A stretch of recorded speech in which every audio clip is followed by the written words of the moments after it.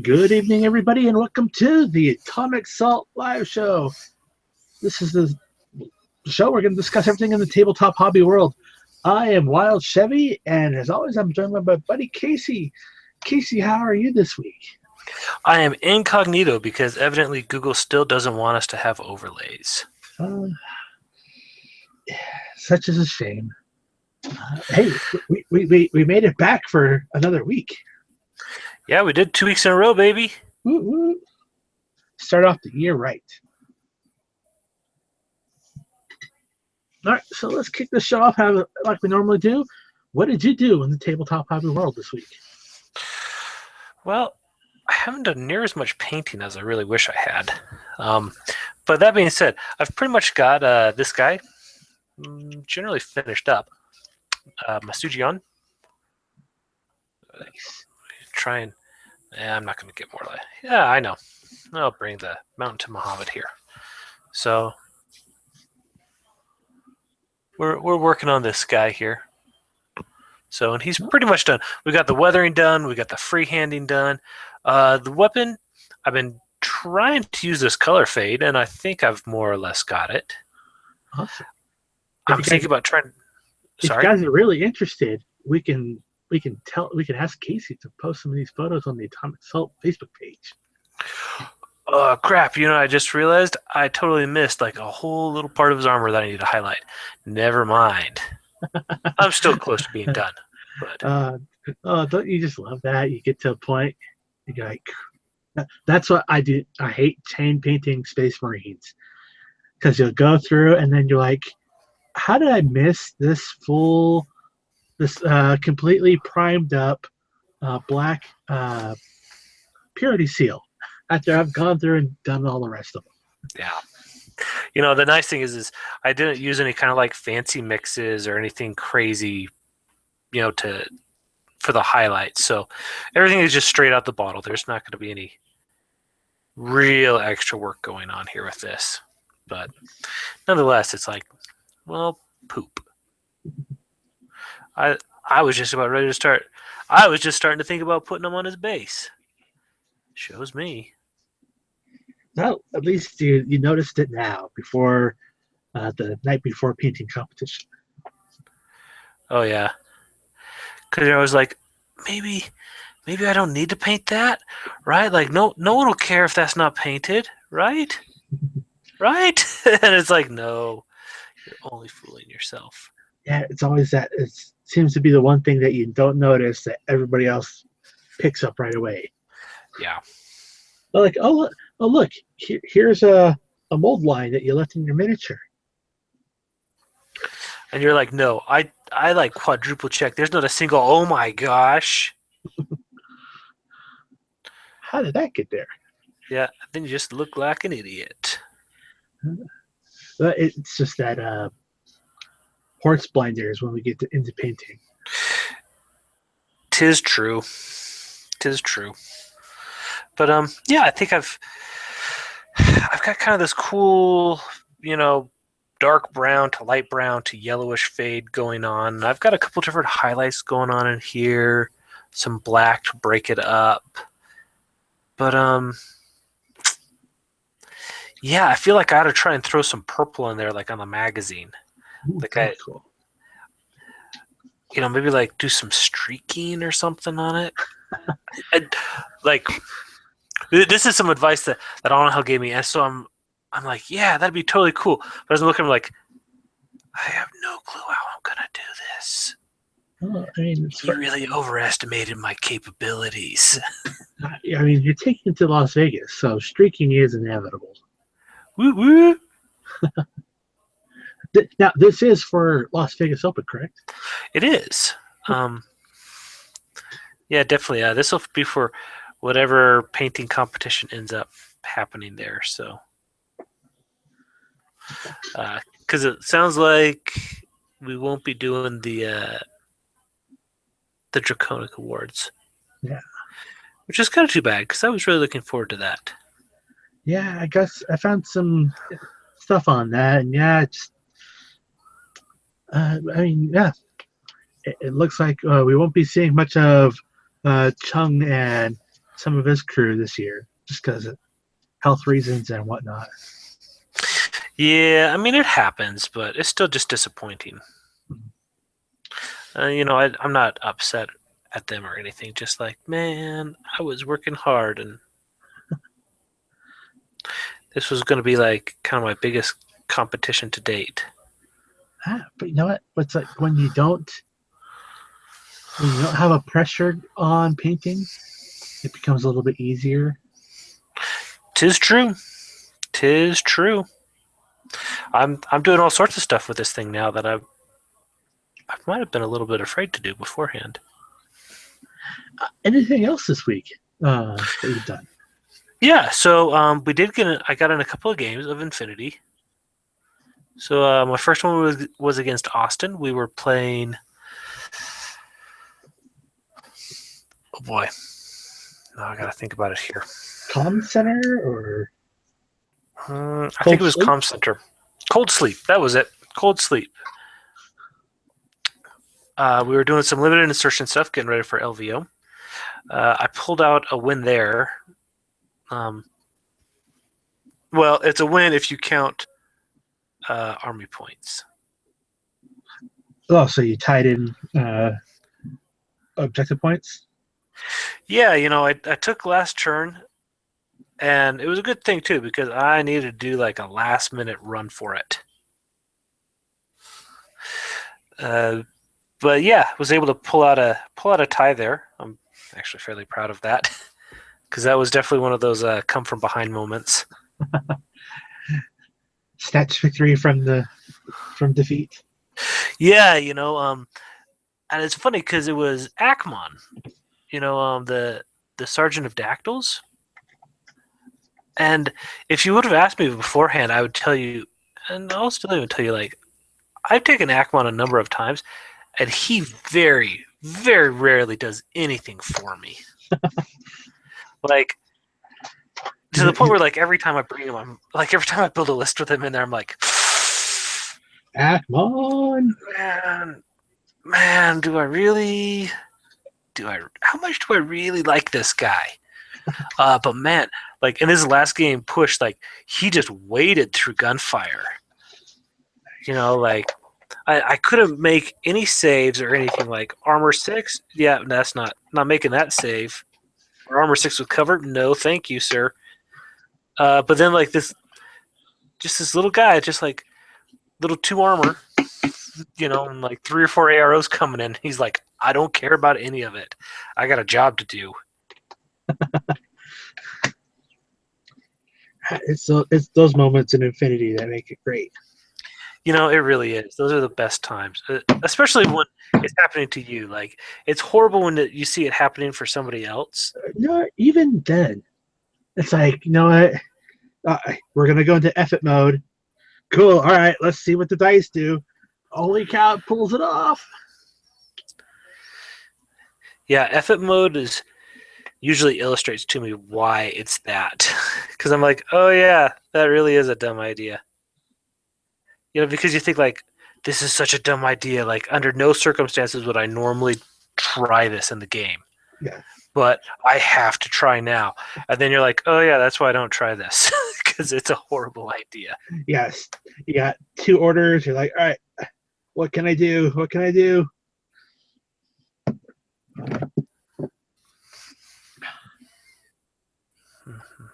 So what was this other game you played? So we actually played the other game. We were playing, again, it was LVO missions. We played Deadly Dance. Yes, it was. It was a limited insertion list, so I pretty much knew. I know you've got the Scarface tag and that you're a fan of it, and you should be. I think he's a solid model. Well, in this season of Tagline, it's the only one you could take for some factions. Yeah, and so I was expecting a tag. So I brought a lot of what I felt some strong tag hunting options. I had an explosive close combat weapon and a big link team. I had Penicillin, so a motorcycle with a monofilament weapon. I had several assault hackers with a couple of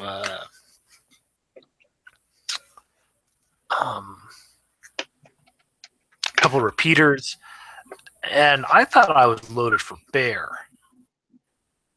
And it wasn't just like I was prepping for you in particular, but I was like, I think that this would be a great one for anybody. I've got tag hunting weapons, I've got some expensive models, I've got some fast models, and it just did not work. Well, we've discussed this. It's one of those missions that, for folks who don't know, hold your zones, but you get extra points if you have your own tag in there. So if you don't take a tag, you could hinder yourself. But if you take the stuff to blow up a tag, then you can equal out the playing field. Yep. And so, my whole plan was, good in there, in first turn, really, take out the tag, because that's kind of what has to happen. Otherwise, you're just going to start running away with points. I was not able to do that, unfortunately. It just didn't work, and it wasn't like you were really even hiding him. You just kind of posted him up in this nice corner where he had good visibility. But I had a Govad Link team, a pair of Govads with heavy rocket launchers. Just really kind of pinned me in. And so my dice did not do me any favors. We'll say that. But it just didn't work for me. Like stuff, just couldn't get games. I couldn't get anything to come together. And folks, let me say it's one of those games. I saw Casey with was it 4 or 5 man link? It was a 4-man link. 4-man link. Trying to throw smoke. So 2 shots, needing what, 18s? 16s. 16s. And rolling 20s. Yeah, I did that. 18, 19, and 20. It was like for 2 or 3 orders. It was... And just consecutively, just boom, boom, boom, just not hitting the numbers. And then when it gets hit, it's like, okay, I've got cover, I've got armor, and I've been rolling 20s out of my butt. And then rolling single digits. It was not fun to watch. It's never fun when a grown man cries. But in hindsight, though, I think your setup was great, but I think not having anybody to ARO might have been a folly. Yeah, I had the Agema, so Armor 2, MSV troop with a missile launcher. Here's another one of my tag hunting units. And I've played him really aggressively before, where I've had him sitting out there turn 1, and it doesn't end up well for him. Mm-hmm. And so I was like, I know I'm going to be just a little bit smarter this time around, and I'm gonna keep him down. The problem was then the Govads kind of had him pinned in, and so it just it wasn't great.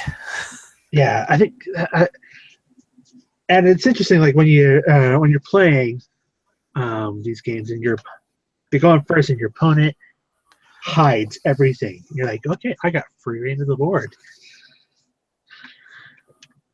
And it does make, you might lose a guy, but just having that ability to have your opponent waste orders. It's always true. True. I don't know. It's why I say I don't think I'm actually all that good at Infinity. I've had some decent wins in the past, but I'm not sure if it was because of skill or I just got stupidly lucky. That's why we play these leagues. We play in these leagues because they're not overly competitive, and they help you just learn the game, the missions, and your faction. True. Oh yeah, no, like I've been having a lot of fun with it so far in the first 2 weeks, but Going against the Tyrant Ogden, it's never fun though. no, it is not. And thank you. You need to own that. Is that going to be on your Utah Arrow jersey? I have no idea. It better be, dude. Like, I know that you don't really like it, but come on, man. It's just such a fun nickname. You've got to own it. I see it more as a title of like the current winner, not my personal title. Well, you'll always be the tyrant to me. Yeah, I was really excited because I thought I had your number on this one. Like I've got a really good feel. Like I know he's gonna bring Scarface. I know he's gonna bring a Fide. I'm fairly certain he's gonna bring like a link of whatever those guys are. They're Moobs? Muibs. Yeah, like he's gonna have a link of Muibs, and yeah, I was just trying to like I'm gonna shut him down, and I am gonna throw so much heavy hitters like right in his face. You know, run 0v smoke all over the board, and I'm gonna punch stuff, and I'm gonna break stuff. You know, while at the same time taking control of areas. Like this will be perfect. Didn't happen that way at all. So. This is a very interesting mission, though. Yeah, and I think it's fun. I still don't like it for a tournament. Like for just me and you playing. But the problem is in a tournament, this mission takes a while to kind of to set up and to figure out and to get going. Yeah, I agree. It's like trying to plan out, see them like your own strategies, because there's a lot of variables. Because you don't have your designated zones assigned to you. Right. You roll for them pre-game or pre-first move, and if you're lucky, you have the zone near your deployment. If you're unlucky, it's across the table. If you're super unlucky, Oh, like it was for me? Yeah, if you're super unlucky, you're sharing it with your opponent. Yeah, and it's next to them and far away from you. Yeah. Which I wasn't that unlucky. And then there's this mechanic between rounds where you could potentially rotate your enemy's zone. And it's based off of dice rolls and card draws. So you could want your opponent's zone to be where there's nobody touching, but ended up putting it where they have the bulk of their points. Mm-hmm. And like I said, don't get me wrong. I think that this is a really fun mission to play. Like, I enjoy all like the different pieces that are moving and stuff, and the different things that are going on with it. But at a tournament where you're trying to get stuff done, Mm-hmm. you know, you've got to go find your table. You've got to get stuff set up. You know, you're exchanging lists. You're trying to figure out. You're looking at their list. An extra bit of time that I really would rather not have to spend. Yeah, there is some bookkeeping to go along with it, and yep. And lately, this is the guy who's excited by like these horribly complex Paradiso missions saying this. And then yeah, it's too much for a tournament, I feel. And what's odd is that we also had this like little bit of controversy this week on one of the points for scoring. It's written in a way, and it would take a person from 9 points to 10 points, or give that last little point, and we don't know exactly what it is because it could either lean towards having the most zones throughout the game or having it at the very end of the game. And in our mission, it didn't matter because we tied up all zones through the whole game. Correct. And then looking at the league, it didn't really change much for people, but it as far as pushing over the edge, it was very interesting. It's very interesting to see what the outcome of that rule will be. Yeah, like they've kind of already ruled on it a little bit on the forums, but again, like their ruling, I don't think actually helped clarify anything.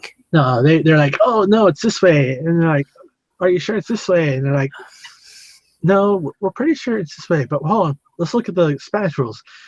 Oh, it could be the other way. Like, come on, folks. Yeah.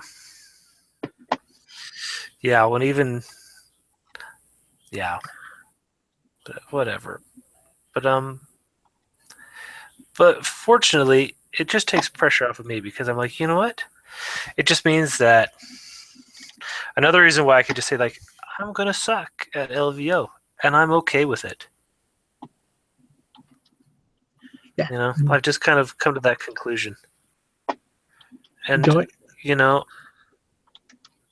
it takes the pressure off of me, right? Like if I was hunting in the middle of the pack, right? Like man, I really think that if I push hard, I could get into the top 10.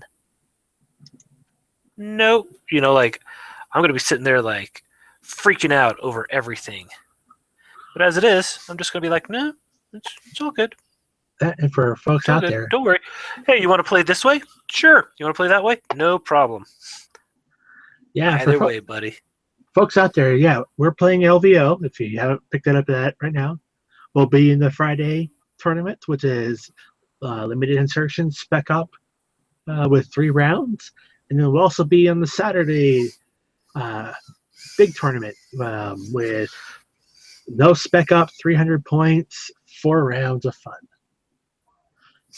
Yeah, and yeah, so come by and say hi to us. Even if we look busy, I promise you we're never too busy to talk to anybody.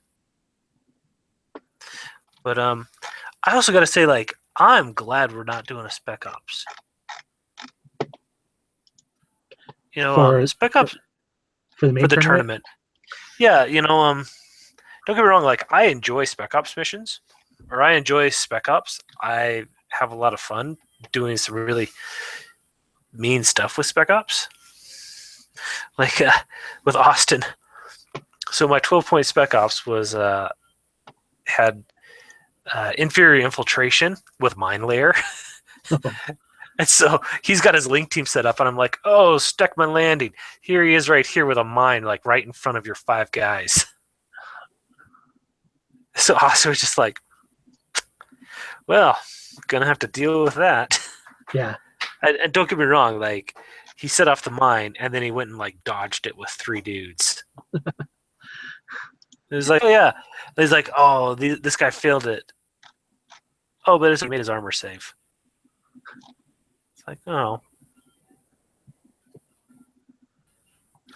So, yeah, definitely, yeah. Spec Ops, it's one of those, it plugs holes in factions.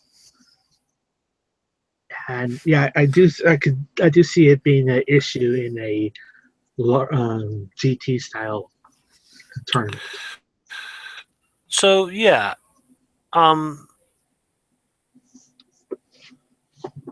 it's like I'm okay with factions having holes. That makes them fluffy, right? And that makes them That means that there's a reason for picking a faction that you do. Mhm. And because if everybody can do everything, that's not really fun. Well, I would argue that some people would say that's actually better that way, right? Like, you could say, oh, well, it now means that your game is inherently balanced. But Because like everybody can do everything the same as everyone else. for me, the one I like to take is for Spec Op is a Moeeb based Spec Op. So he can go into a 5-man link team, give him viral sniper rifle and mimetism with either a hacking device or a doctor, just to make it so he can heal or do other stuff. Mm-hmm. So you got a guy sitting in the very back of the table who's got a +3 to shoot because of the link team, and you're going to just be stacking on negatives on people. Sure. And, And there's a lot of really great options. But that's my point, right? Is you've now more or less broken what that model should be doing or should be able to do. What the faction is known for. Right.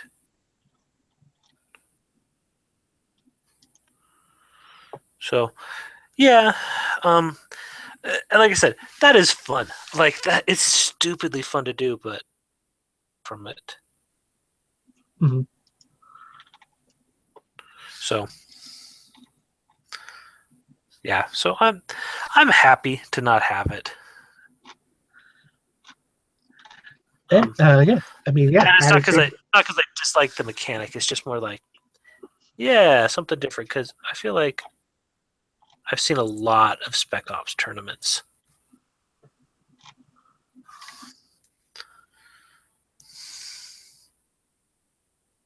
Sorry, rant over.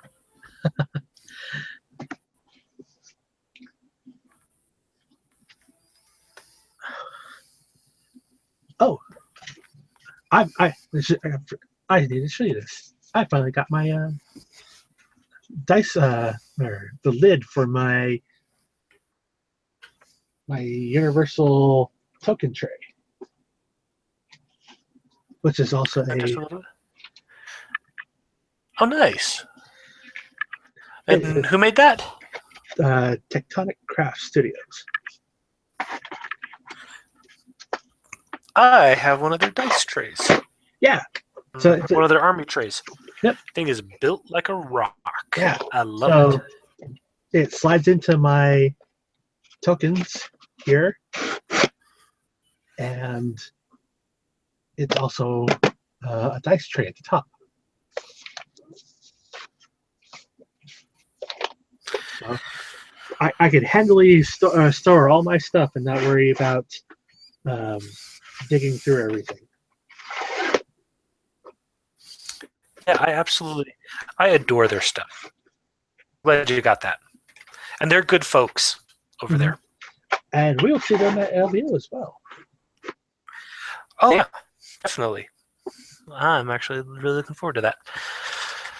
Oh, boy.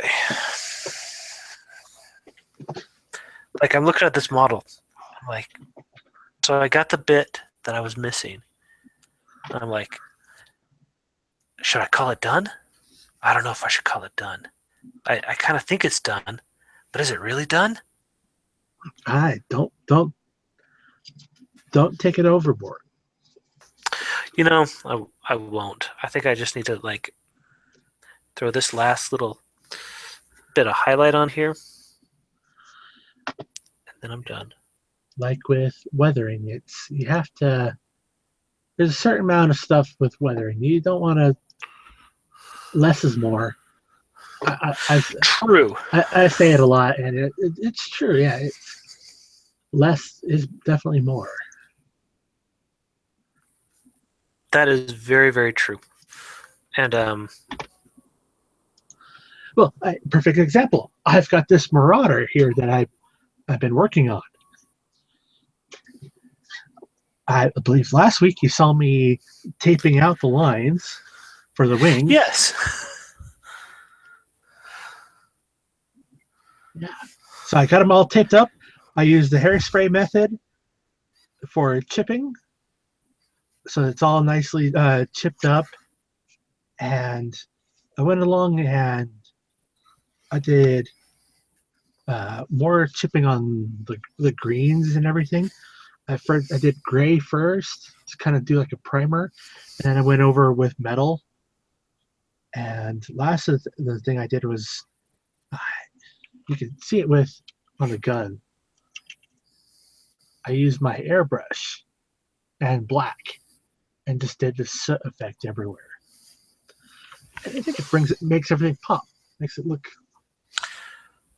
Yeah, I think that's kind of like the 3 levels of airbrushing, in my opinion, right? So the first level is doing a color fade, which, once you kind of get the hang of an airbrush, isn't really that. The next is doing masking and stencils, because that just kind of takes it to the visually. Again, you might not think so, but it really takes it to the whole next level. And then third is really doing stuff over the top of that color fade, and then the masking and the stencils. Mm-hmm. Which is really what kind of pulls it all together. Yeah, and this is making me want to do a historical miniature. Yeah, because that's where I first started. You want to do like a World War II bomber or something? Yeah, that's where I started out in the hobby.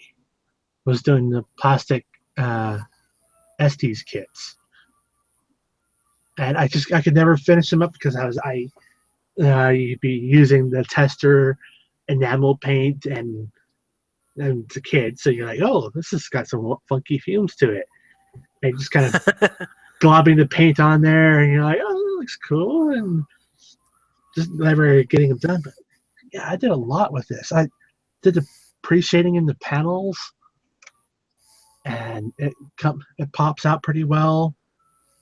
I really like how the chipping is on the wings.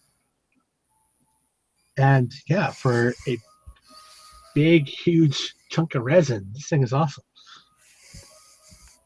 How heavy is that? I'd say maybe 2-3 pounds. Oh, that's not bad. No, but I've got a Legion glaive in a box that I need to paint up. That thing, just a turret. It's probably heavier than this thing because it's solid resin.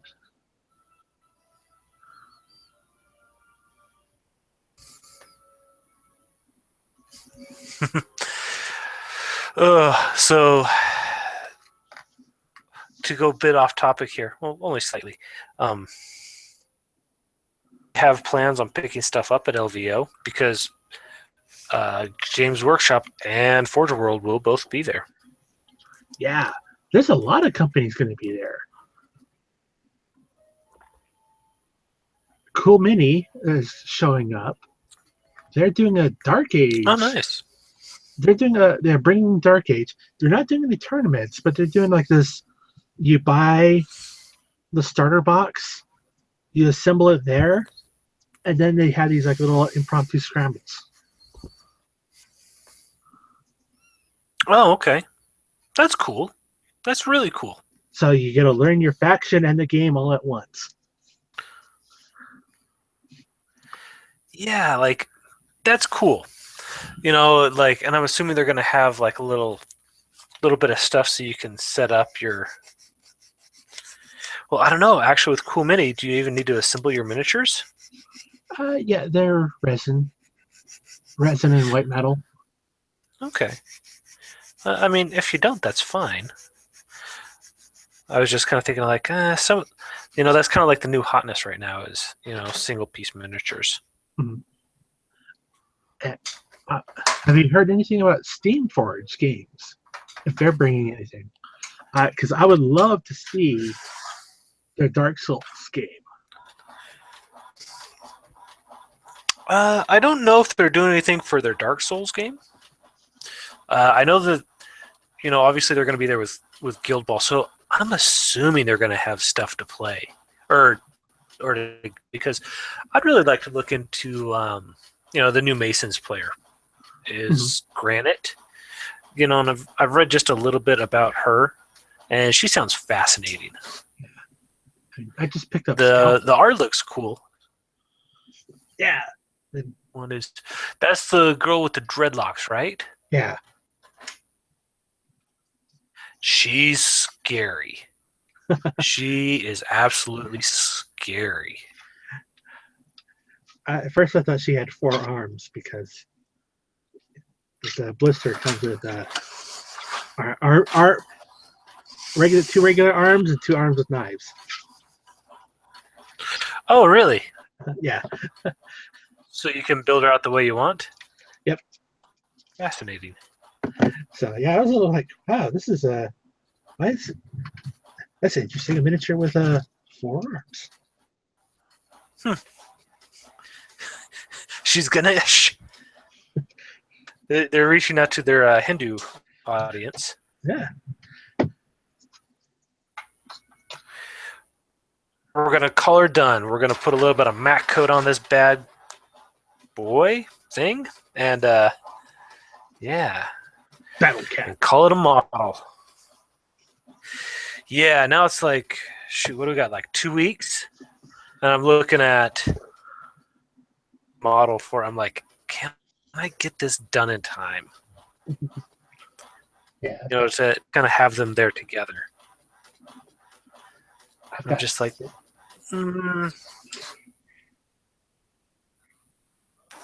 think so. I've got 6 faction miniatures that I need to paint. Yeah, I think what I'd rather do is I'd rather, you know, getting ready for LVOs, I'd rather pull out the Masons. Because really, they're close to being done. I'd like to get them kind of touched up and done. And then kind of, because I'm not planning on playing any Guild Ball there officially, but, you know, I think everybody bringing their Guild Ball stuff, so. Well, because for Infinity, it's only Friday, Saturday. So there's going to be some downtime on Sunday. Yep. We'll, you know, we'll bring some board games and some card games, and, you know, we'll have a good time with them. Yep, I plan to be doing a whole lot of painting. LVO? Mm-hmm.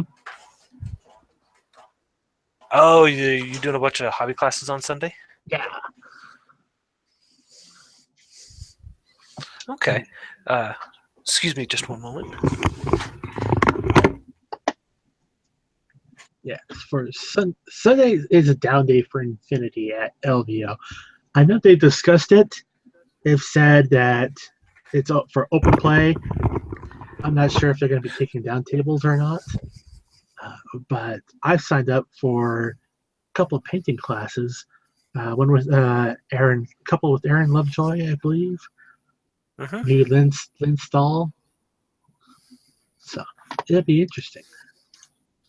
It's just more stuff to pack in, though. It's true. It is. But luckily, most of my stuff are, because I do paint nights so often, all my stuff's in like travel ready. Yeah, so is that going to be one of those ones where they have stuff for you? Yeah, I believe so. Oh, please work. Okay, so popping these things out is like super dangerous. What do you got there?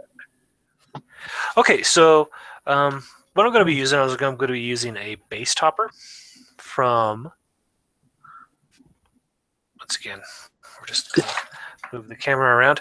So these are base toppers from Death Ray? Or Brush for, yes, aka Brush for Hire. So they're acrylic base topper, and I actually have a guy who's on one right here.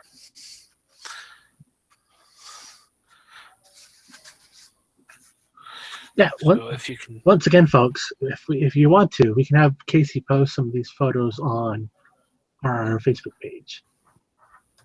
Yeah. And you know, they don't seem like much by themselves, but honestly, once you get them on the model, it's so nice looking. It really does a lot to help.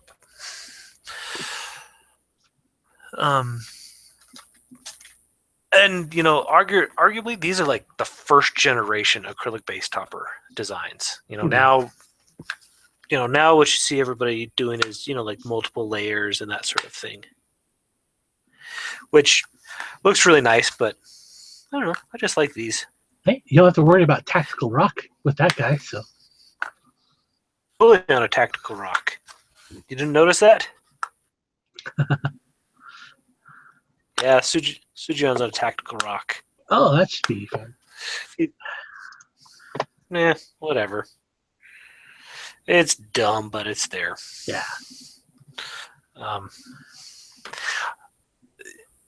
Maybe in another life I'd get really worked up about it, but I have other things to do.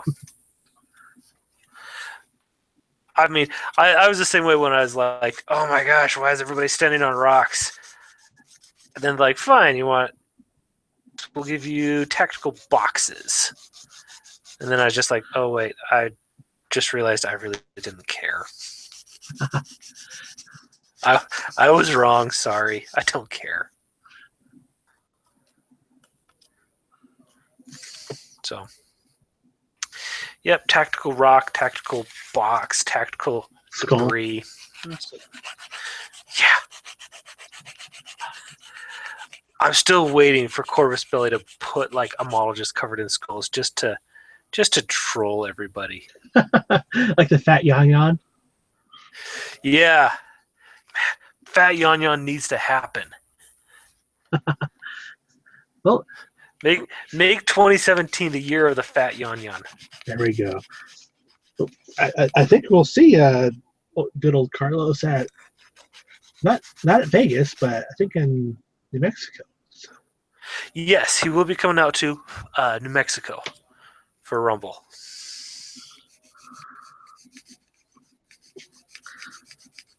So that should be fun. I wish they would send some other people every once in a while. Like Carlos is a gas, but there's a lot of other really interesting people at Corvus Belly that I'd really like to meet. Gutierrez with his ties. Yeah. Gutierrez seems like incredibly interesting. The other Carlos who works there, some of the sculptors. I get it. There's some people so they want to let the minions out from under their rock for obvious reasons, but it'd be neat.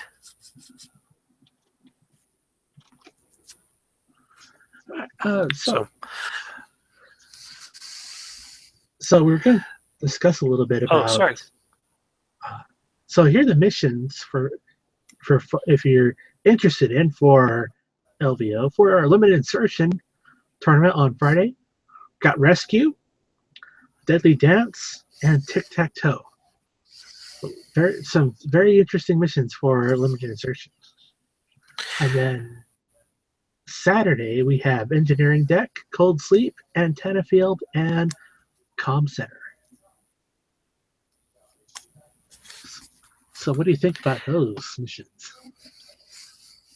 I think what makes again, they're all fun missions. I really like the ITS missions. There's enough of them, and they're diverse enough that I don't feel like you're playing the same mission, just with like slightly different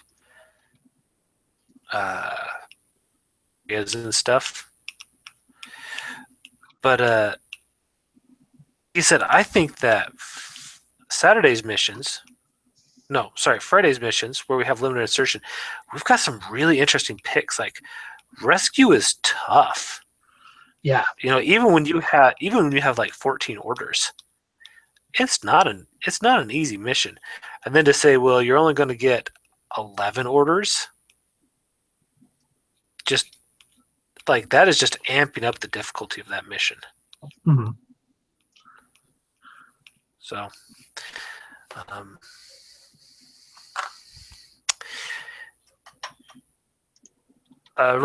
Rescue will be interesting. It was kind of funny.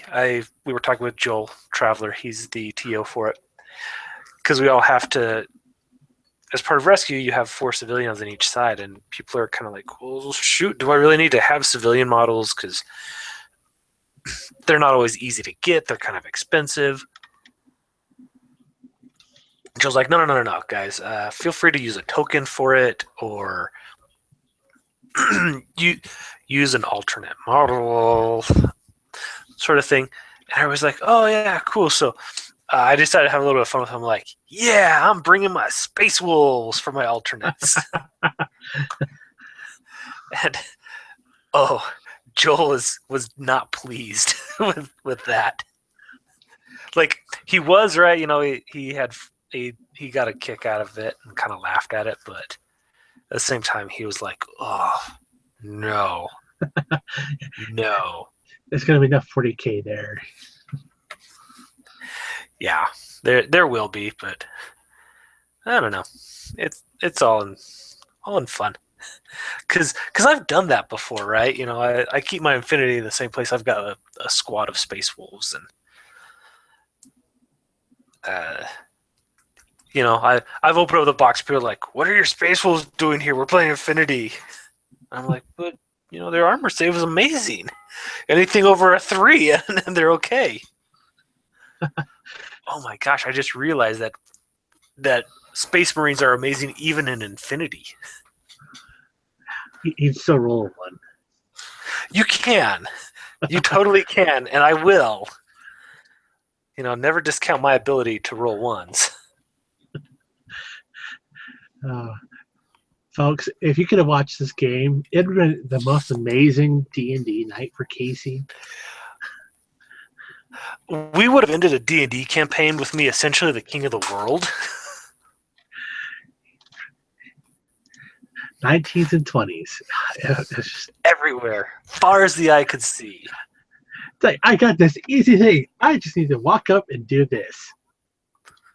Whip. Yeah. Oh, easy whip check. No. It's okay. I'm whip 14. You missed it with Austin's game.